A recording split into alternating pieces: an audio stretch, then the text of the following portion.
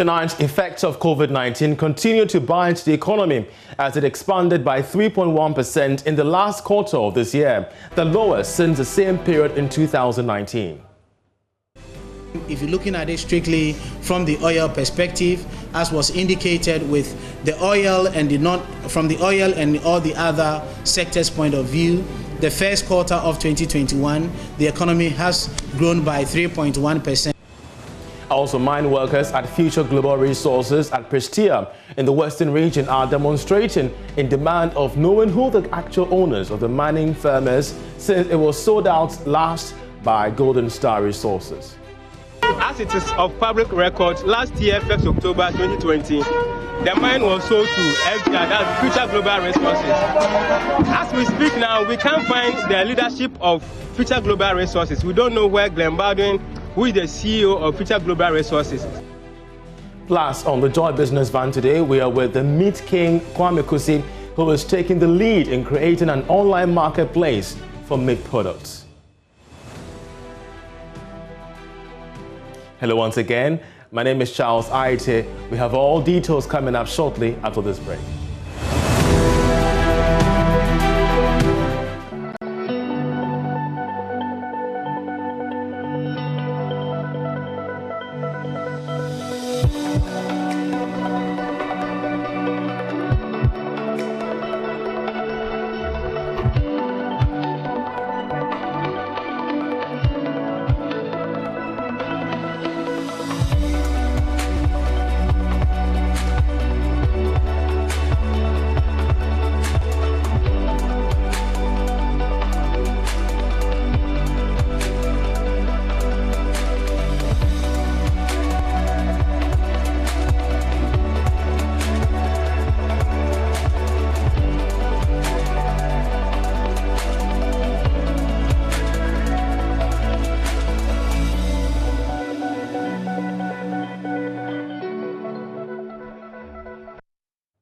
Well, to our first story, the effects of COVID-19 continued to bite the economy as it expanded by 3.1% last in the first quarter of this year, the lowest since the same period in 2019. Construction, manufacturing, as well as information and communication sectors were the main drivers of growth for the first 3 months. Here's the government statistician, Professor Samuel Kobena-Aning, who explains why the economy slowed down.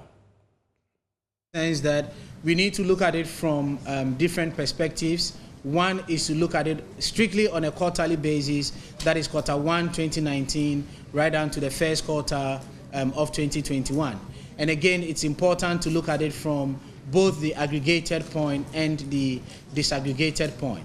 So from the aggregated point, if you're looking at it strictly from the oil perspective, as was indicated with the oil and from the oil and all the other sectors point of view, the first quarter of 2021, the economy has grown by 3.1%, and as was indicated, with the exception of the contractions that occurred in the second and third quarters of 2020, this is the lowest that we've recorded since the first quarter of 2019. So one should be careful in alluding to some stability being achieved. So although we are beginning to see a growth rate, and indeed with all the sectors put together and from the oil point of view, the economy grew by 3.1%. Again, discounting the effect of oil and looking at it from the non-oil perspective, the economy in the first quarter of 2021 grew by 4.6%, and this is not the lowest since 2019. So from that point of view, you can say that the growth rate for the first quarter of 2021 from the non-oil perspective is sort of the average around what has happened over the quarters since 2019, when we know that in the third quarter of 2019, the non-oil growth rate was 4.4%. Again, if you look at this from the average point of view, we are comparing the growth rate in the oil sector by 3.1% with an average of 4.3 right from the period, the first quarter of 2014 and the first quarter of 2021. So over this period, from the oil point of view, the economy grew by 4.3%, and this is significantly lower than the current growth rate of 3.1%. So it's always important to look at the base for comparison. And this also varies across the three subsectors, where we see the industry subsector showing a significant drop with an average figure of 5.1% for the period, the first quarter of 2014 to 2021 first quarter included. Then specifically for the first quarter of 2021, the growth rate within the industry sector is 1.3%. This is the other side of the argument if you look at it from the industry and the services subsectors. Well, thankfully, we're joined via Zoom by economist Professor Peter Quartey for some analysis on this. We're so grateful that you joined us. What do you make of the GDP numbers, first of all?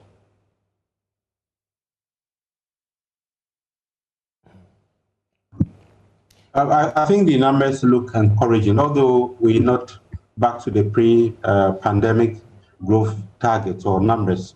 You will see that the oil GDP growth was a bit lower compared to the previous quarter, but then the growth, and when you look at the non-oil sector, it tells you we've grown by 4.6% compared to 4.0 that was recorded in the previous quarter. So it tells a story. It tells us that the oil sector has not recovered fully or considerably from the pandemic compared to the non-oil sector.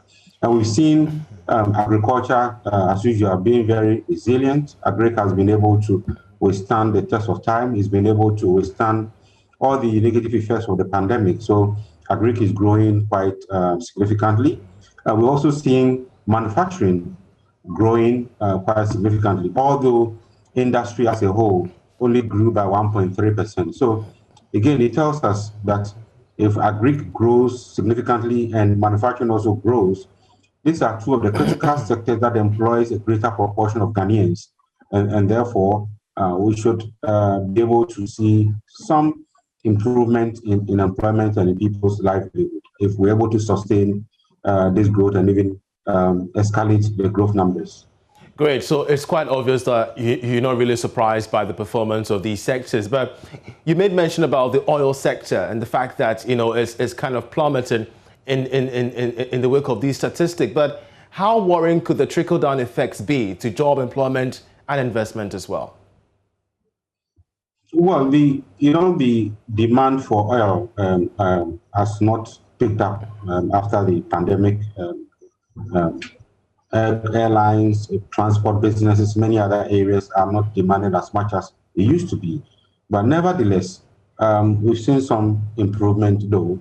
It trickles down because the number of people employed there, the value chain process, people that are employed in the value chain, being upstream or downstream, if their incomes or livelihood is not improving or improves marginally, it has ripple down effects on the other sectors and also on other people as well. People employed there, their families, people who have businesses in the upstream or downstream business of oil.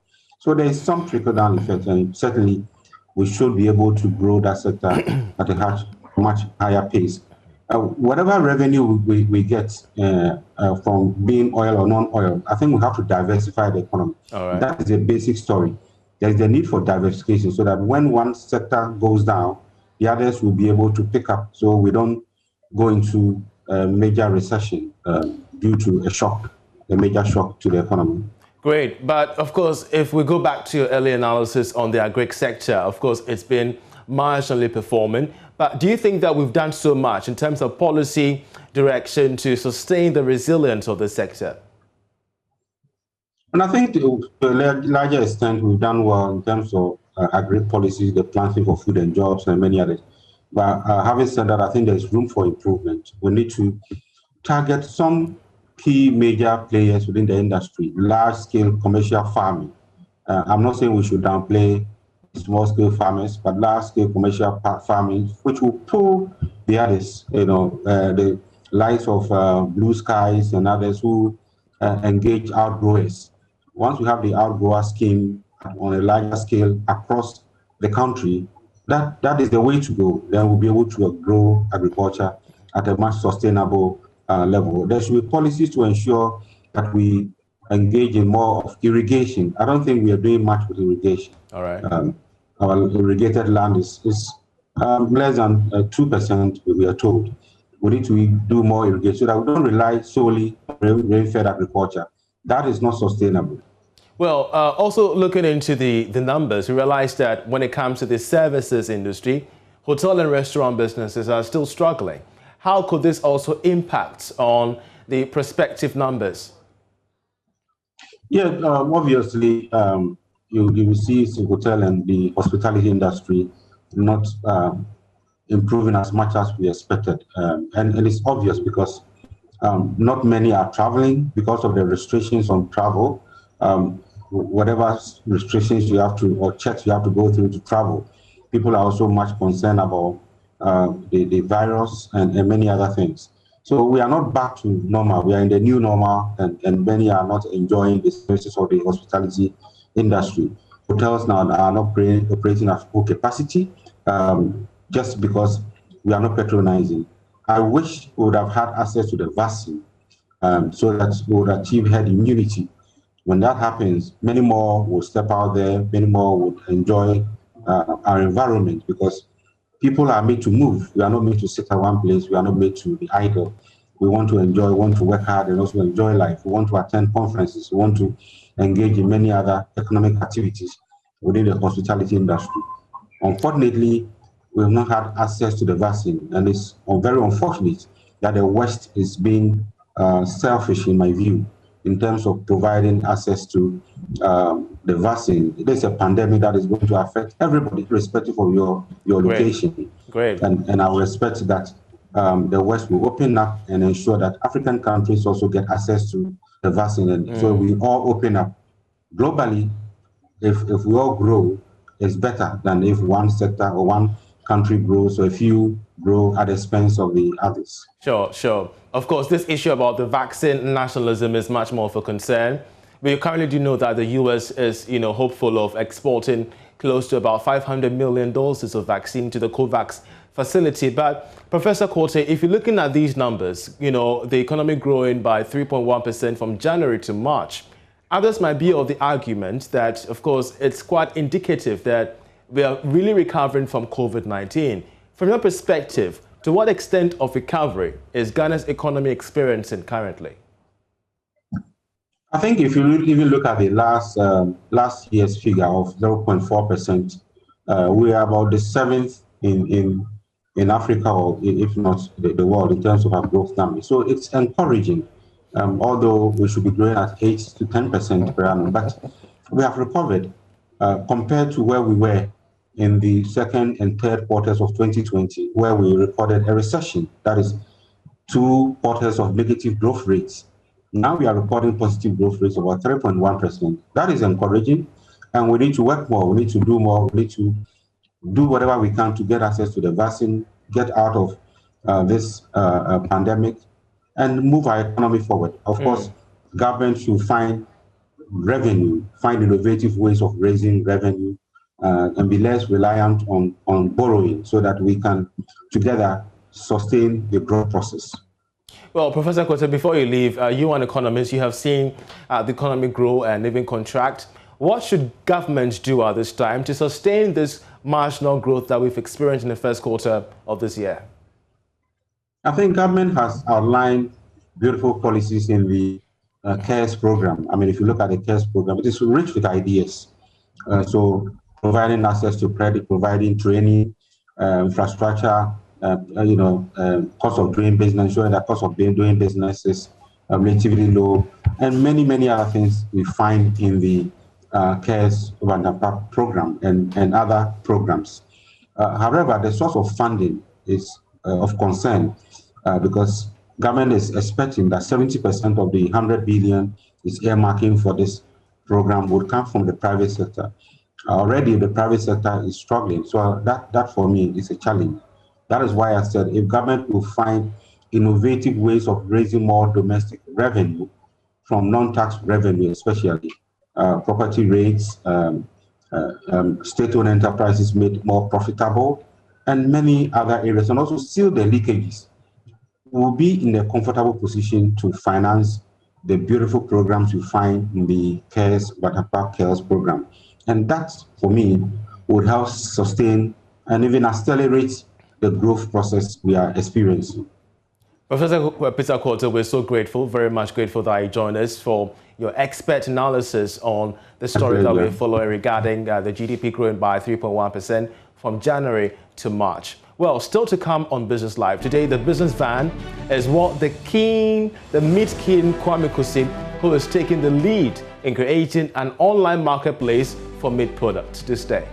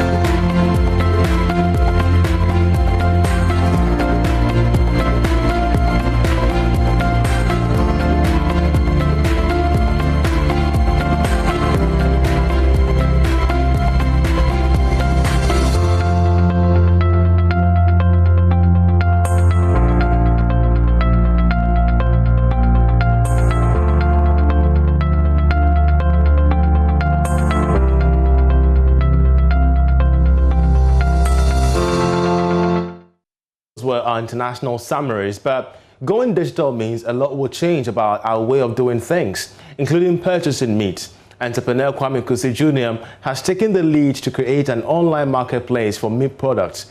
He'll be sharing his journey so far on today's episode of the Joy Business Van. Here's what to expect.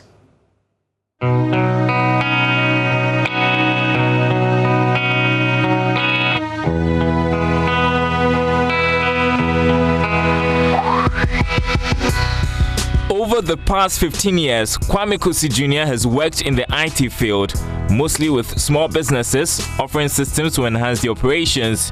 He's had in his line of work the opportunity to interact with farmers, and his observations triggered an idea for business. One of the things that occurred to me while working with this group of people is that I discovered that there is a disparity between the work they do and the availability of a ready market for their produce. And so I discovered that I had the skills to be able to bring their products to the market and to give farmers in our rural communities a better life. And that is how Meat King was born. Yep, Meat King was born 3 years ago, a business that was supposed to be an additional source of income for Kwame. He started with processing and packaging of pork. Some of the greatest concerns when it comes to pork consumption lie or bother on religion and then the notion that pigs are dirty animals. But research shows that pigs are not dirty animals. They are just heavily dependent on water, and as long as you cannot provide the water, then they go foraging for it. The skills particularly I had was to be able to take these pieces of information, communicate it to the public, and then also to bring the product in an environment where it is appealing to walk in and buy, and then also to present packaging that puts the meals or the food we're selling or the meat we're selling on a certain pedestal, make it competitive even as comparable to what is available on the international markets. That definitely would be the game changer in an already saturated market. So the very first place we invested money in was understanding the market, understanding what the farmers' challenges are, why are their products not ending up on the market. That was where to start from. And then we discovered that we needed to make investment in additional technology, a nice shop front, refrigeration equipment, processing equipment, packaging equipment, and that's a lot of money. It's taking us some time, but we didn't start big. We started small with just one fridge in some part of my house. And the business picked up. We noticed that there is a demand for it. So with the profits we made and with a little investment we had from our other businesses, we were able to come up with what we currently have for our shop front.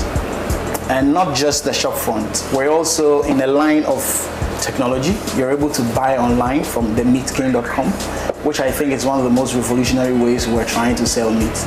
He's referring to themeatking.com, the platform which is proven very useful during this time of a global health crisis and as more people turn online to shop. We're thinking that going forward, a lot more people will be going there. It's so easy to order from our website. You can pay with your mobile money, either it's MTN, it's Airtel, it's Vodafone. You can pay with your Ghana issued Visa card, your MasterCard. And the most amazing thing is, if you were to buy online from us, which is themeatking.com, you get to pay only 10 cedi flat rate delivery within Accra, irrespective of where you're located. So these are ways we're trying to drive people online. And then also, in the wake of the COVID-19 outbreak and, policies on social distancing and all, we're encouraging more people to go online and buy. It's easier, it's more accessible, and it doesn't involve transportation.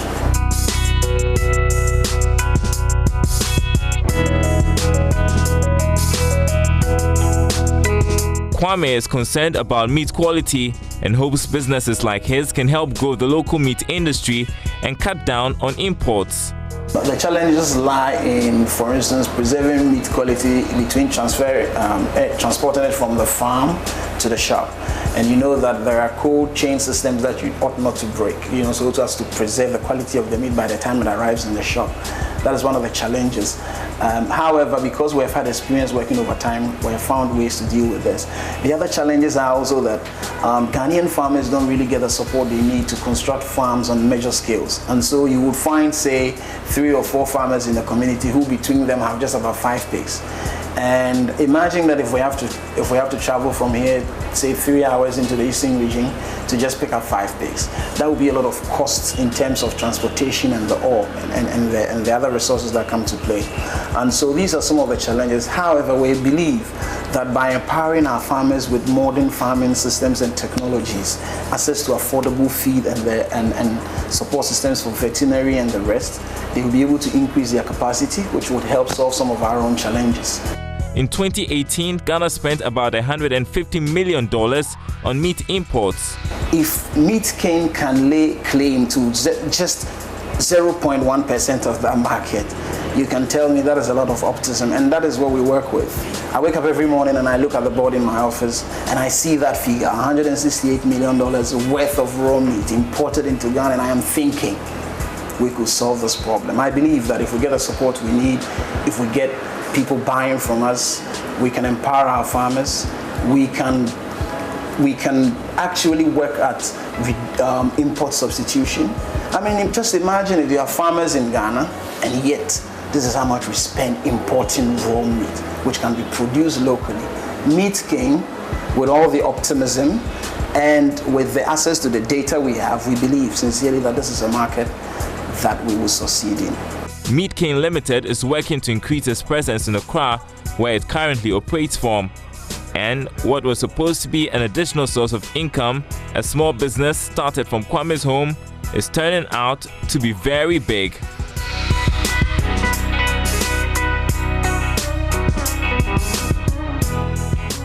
That's it for Business Live, but in our subsequent bulletins, we'll bring you the story about mine workers at Future Global Resources at Prestea in the Western region, demonstrating in demand of knowing who the actual owners of the mining firm is, since it was sold out by Gold Star Resources. We shall bring you that in our subsequent bulletins. My name is Charles Ayete. Many thanks for watching. Enjoy the rest of our programs.